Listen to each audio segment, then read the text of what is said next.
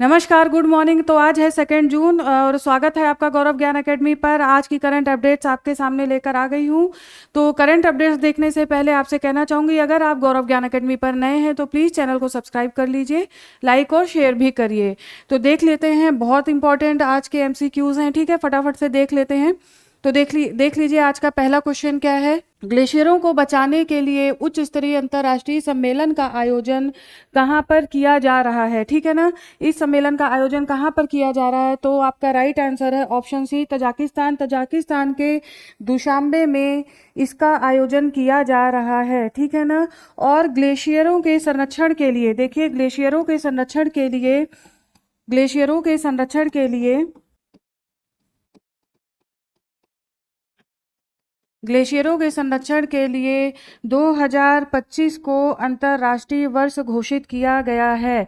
यहाँ से क्वेश्चन आते ही आते हैं ज्ञानवीरों, आपको ध्यान देने की आवश्यकता है। अंतर्राष्ट्रीय वर्ष सभी एग्जाम्स में पूछे जाते हैं, तो आपको ध्यान रखना है। ग्लेशियरों के संरक्षण के लिए 2025 को अंतर्राष्ट्रीय वर्ष घोषित किया गया है। इसके अलावा दूसरा देख लीजिए, दशक देख लीजिए, तो वो हो, तो दशक देख लीजिए 2025 से, ठीक है, 34 तक, यानी कि 2025 से 34 तक प्रायोस्फरिक विज्ञान के लिए कार्रवाई दशक घोषित किया गया है, ठीक है, कार्रवाई दशक।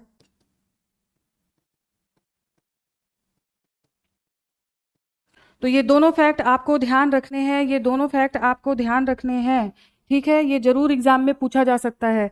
नेक्स्ट क्वेश्चन पर आ जाइए, देखते हैं नेक्स्ट अपडेट आज की क्या है। हाँ, तो शांग्रीला वार्ता क्या है, ठीक है, शांग्रीला वार्ता। तो आपका राइट आंसर है ऑप्शन बी, एशिया प्रशांत क्षेत्र की प्रमुख वार्षिक रक्षा सम्मेलन है ये। देखिए ये इसे सिंगापुर में आयोजित किया जाता है। प्रत्येक वर्ष इसे सिंगापुर में आयोजित किया जाता है। इन दिनों इसका आयोजन किया जा रहा है और आपके CDS अनिल चौहान इसमें भाग लेने के लिए गए हैं शांग्रीला वार्ता में। और देखिए जो शांग्रीला वार्ता है ये सिंगापुर के एक होटल के नाम पर ही स्टार्ट की गई, ठीक है। सबसे पहले जो इसे सबसे पहली बार, ठीक है, सबसे पहले 2002 में 2002 में इसकी पहली बैठक की गई थी। इसके अलावा अगर इसका विचार देखें, जो प्रेजेंट टाइम में CEO है, प्रेजेंट टाइम के CEO हैं, उनका नाम है चिपमैन। इन्होंने ही ये विचार, चिपमैन के द्वारा ही ये विचार दिया गया था 2001 में। और उस समय सिंगापुर के राष्ट्रपति थे नाथन करके राष्ट्रपति थे। तो उन्होंने, चिपमैन ने ये विचार दिया था कि इस तरीके की एक वार्ता, इस तरीके के एशिया प्रशांत के क्षेत्र में एक रक्षा सम्मेलन का आयोजन किया जाना चाहिए। उनकी बात को मानते हुए सबसे पहली बार 2002 में ये बैठक का आयोजन किया गया। तो आपको ये ध्यान रखना है। आ जाइए नेक्स्ट अपडेट देखते हैं। भारत के किस स्थल पर क्वांटम वैली का काम शुरू कर दिया गया है, तो बिना सोचे समझे आपको ये पता होना चाहिए। आंध्र प्रदेश के अमरावती में ऐसा किया जा रहा है, ठीक है। और ये क्वांटम वैली विश्व की चौथी स्थान होगा, विश्व का चौथा स्थान भारत है जहां पर इसकी शुरुआत की जा रही है। तो भारत चौथा स्थान है। तो आपको ये भी पता होना चाहिए कि अन्य 3 देश कौन से हैं। तो सबसे पहले देख लीजिए कनाडा, ठीक है, उसके बाद अमेरिका और फिर चाइना, ठीक है। अमेरिका के बाद चीन, ठीक है ना। चीन तो देखिए हर जगह आपको मिल ही जाता है। तो फर्स्ट कनाडा, अमेरिका, चीन, CAC करके याद कर लीजिए, आराम से याद हो जाएगा। तो क्वांटम वैली का काम अमरावती में शुरू कर दिया गया है। बहुत इंपॉर्टेंट क्वेश्चन है ज्ञानवीरों, बहुत इंपॉर्टेंट क्वेश्चन है, पेपर में आएगा ही आएगा, ठीक है। आ जाइए नेक्स्ट अपडेट देख लेते हैं। उपराष्ट्रपति श्री जगदीप धनखड़ अहिल्याबाई होलकर की 3वीं जयंती पर कहां पर मुख्य अतिथि के रूप में भाग लेंगे, तो राइट आंसर है आगरा, उत्तर प्रदेश में। मैंने बताया था कि हमारे प्रधानमंत्री भोपाल में मुख्य अतिथि के रूप में भाग ले चुके हैं, ठीक है। तो उसी तरह उपराष्ट्रपति का भी पूछा जा सकता है कि उपराष्ट्रपति ने कहां पर मुख्य अतिथि के रूप में भाग लिया, तो ये आंसर होगा आगरा, उत्तर प्रदेश, ठीक है। नेक्स्ट आ जाइए, नेक्स्ट अपडेट देखिए। कर्मचारी राज्य बीमा निगम अस्पताल का उद्घाटन कहां पर किया गया, ठीक है।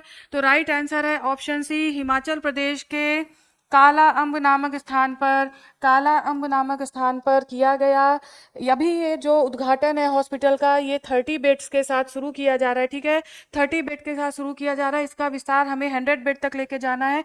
मेनली इसमें जो काम किया गया है वो श्रमिकों के स्वास्थ्य के लिए, ठीक है, ये हॉस्पिटल श्रमिकों के स्वास्थ्य के लिए ध्यान में रखकर शुरू किया जा रहा है, तो आपको ये ध्यान रखने की आवश्यकता है। नेक्स्ट देख लीजिए, नेक्स्ट क्वेश्चन, विश्व साइकिल दिवस कब मनाया जाता है? तो विश्व साइकिल दिवस मनाया जाता है 3 जून को, ठीक है, 3 जून को विश्व साइकिल दिवस मनाया जाता है।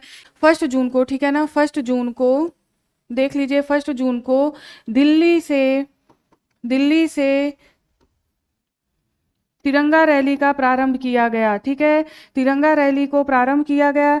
ये तिरंगा रैली सुरक्षा बलों को श्रद्धांजलि देने के लिए की गई। अभी जो भारत पाकिस्तान के मध्य टेंशन क्रिएट हुई, उसमें जितने भी सैनिक शहीद हो गए, ठीक है ना, उनके लिए श्रद्धांजलि देने का काम इस तिरंगा रैली के माध्यम से किया गया है। तो सुरक्षा बलों को श्रद्धांजलि देना, सुरक्षा बलों को श्रद्धांजलि, ठीक है। और यही 1 जून देखिए, इसके अलावा इसको fit India Sunday, fit India Sunday के नाम से शुरू किया गया। फिट इंडिया संडे देश में करीब 5,000 स्थानों से ये काम शुरू किया गया है, ये रैली निकाली गई है। इसके अलावा इसका जो आइकन बनाया गया है, फिट इंडिया संडे का जो आइकन बनाया गया है वो शर्वरी, अभिनेत्री शर्वरी को बनाया गया है। तो आपको ये 2-4 फैक्ट्स याद रखने हैं, ठीक है। फिट इंडिया संडे और शर्वरी को बनाया गया है, और तिरंगा रैली पूरे देश में निकाली जा रही है जो कि सुरक्षा बलों को श्रद्धांजलि देगी, ठीक है। आ जाइए अपने नेक्स्ट अपडेट पर, आ जाइए, देखते हैं नेक्स्ट अपडेट क्या है। एशियाई एथलेटिक्स चैंपियनशिप में ऊंची कूद में किसने गोल्ड मेडल जीता है? ऊंची कूद में पूछा गया है, तो आपका राइट आंसर है यहाँ पर पूजा सिंह। देखिए, जो एशियाई एथलेटिक्स चैंपियनशिप हो रही है वो कहाँ पर हो रही है ज्ञानवीरों? तो आपको मैंने बताया है दक्षिण कोरिया में हो रही है। दक्षिण कोरिया में गुम होने की जरूरत नहीं है, ठीक है, गुम होने की जरूरत बिल्कुल नहीं है। तो दक्षिण कोरिया के गुमी में ये आयोजन किया जा रहा है। इसके अलावा देखिए, ऊंची कूद में पूजा सिंह ने अगर ये कामयाबी हासिल की, तो ये क्वेश्चन इसलिए इंपॉर्टेंट बनता है आपके लिए ज्ञानवीरों, क्योंकि 2000 के बाद कोई भी महिला ऊंची कूद में पदक हासिल नहीं कर पाई है। एक तरीके से सूखे का अंत हो गया, एक तरीके से एक बहुत बड़ा रिकॉर्ड बना पूजा सिंह के नाम, और जो इन्होंने रिकॉर्ड तोड़ा वो है 1.89 की ऊंची कूद के साथ पूजा सिंह ने गोल्ड मेडल प्राप्त किया है, हरियाणा की 18 वर्ष की महिला, ठीक है। बहुत ही इंपॉर्टेंट क्वेश्चन है, बहुत इंपॉर्टेंट क्वेश्चन है, इसको ध्यान रखिएगा। नेक्स्ट आ जाइए, नेक्स्ट, मुंबई से अहमदाबाद तक 320 किलोमीटर प्रति घंटे की गति से चलने वाली भारत की पहली बुलेट ट्रेन का वर्तमान नाम क्या रखा गया है? राइट आंसर है ऑप्शन सी, शिनकानसेन E5, ठीक है। आप ये नाम याद रखिए, ये क्वेश्चन आ सकता है। और आपको 320 किलोमीटर ये भी ध्यान रखना है, कहाँ से कहाँ तक? तो मुंबई से अहमदाबाद तक ये बुलेट ट्रेन चलाई जाएगी, ठीक है, ये ध्यान रखना है आपको। चलिए नेक्स्ट आ जाइए, भारत के किस राज्य को उल्लास कार्यक्रम के तहत पूर्ण साक्षर राज्य घोषित किया गया है? ठीक है, पूर्ण साक्षर राज्य किस राज्य को अभी फिलहाल में घोषित किया गया है? तो राइट आंसर है गोवा। अभी देखिए, गोवा का 39वां, ठीक है, 39th राज्य महोत्सव मनाया गया, ठीक है, राज्य महोत्सव मनाया गया, जैसा कि यहाँ पर ये घोषणा की गई, पूर्ण साक्षर राज्य घोषित किया गया। आपको जानना चाहिए कि भारत का पहला साक्षर राज्य कौन सा है? पहला साक्षर राज्य मिजोरम है, ठीक है, अभी मैंने ये बताया भी था आपको पिछली क्लासेस में। तो मिजोरम भारत का पहला पूर्ण साक्षर राज्य है, और शिक्षा मंत्रालय की तरफ से ये गाइडलाइन दी गई है कि 95%, जहाँ की जनता 95% से ज्यादा शिक्षित है, वहां पर पूर्ण साक्षर राज्य को घोषित किया जाता है। तो अब आ गए हैं गोवा, और ये उल्लास कार्यक्रम के तहत, इस उल्लास कार्यक्रम को याद रखिएगा, इस उल्लास कार्यक्रम के कारण गोवा में 95% जनता शिक्षित हो सकी है, ठीक है। नेक्स्ट अपडेट पर आ जाइए, देखते हैं नेक्स्ट अपडेट क्या है। 72वीं मिस वर्ल्ड प्रतियोगिता 2025 में किसने मिस वर्ल्ड का ताज पहना? ठीक है, आपका राइट आंसर यहाँ पे है सुचाता चुआंगश्री, जो कि थाईलैंड की है, ठीक है, थाईलैंड की हैं। और देखिए जो भारत की नंदिनी गुप्ता थी टॉप 20 में ही वो स्थान प्राप्त कर पाई, ठीक है। लेकिन जो विजेता रही हैं जिन्होंने मिस वर्ल्ड का ताज पहना वो है चुआंगश्री। इसके अलावा देखिए जो फर्स्ट रनर अप रही हैं वो रही हैं एडमसू और सेकंड रनर अप रही हैं ओरेली योहाचिन। ये हैं यूथोपिया की, तो इतना आपको याद होना चाहिए, ठीक है। और देखिए ये कहाँ पर आयोजित किया गया, तो इस बार ये भारत में आयोजित किया गया, हैदराबाद में, ठीक है। हैदराबाद में आयोजित किया गया, आपको ये ध्यान रखना है। आ जाइए नेक्स्ट देख लीजिए। लैंड ऑफ द टाइगर पुस्तक के लेखक कौन है? लैंड ऑफ द टाइगर के पुस्तक, जिन्हें टाइगर मैन के नाम से भी जाना जाता है। ज्ञानवीरों ध्यान रखिएगा, टाइगर मैन किसे कहा जाता है? तो यहाँ पर वाल्मीकि थापर या बीके थापर इनका नाम है टाइगर मैन। इसके अलावा इनकी एक और किताब है जो है, इनकी एक और बुक है जिसका नाम है टाइगर फायर, ठीक है।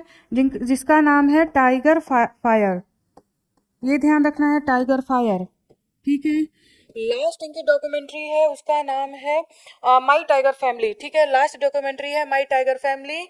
तो इतना चीज इनके में ध्यान रखिए। इसके अलावा देखिए इनका जो विशेष काम है वो रणथंभौर जो टाइगर रिजर्व है उस पर इनका विशेष रूप से काम है। इन्होंने बहुत अच्छे काम किए, जैसे कि 84 में इन्होंने एक पिक ली थी, एक फोटो ली थी जिसमें कि जो टाइगर है वो एक हरिणी का शिकार कर रहा है। ये माइलस्टोन माना जाता है टाइगर की जीवन शैली, टाइगर की लाइफस्टाइल क्या होती है उसको जानने के लिए, ठीक है।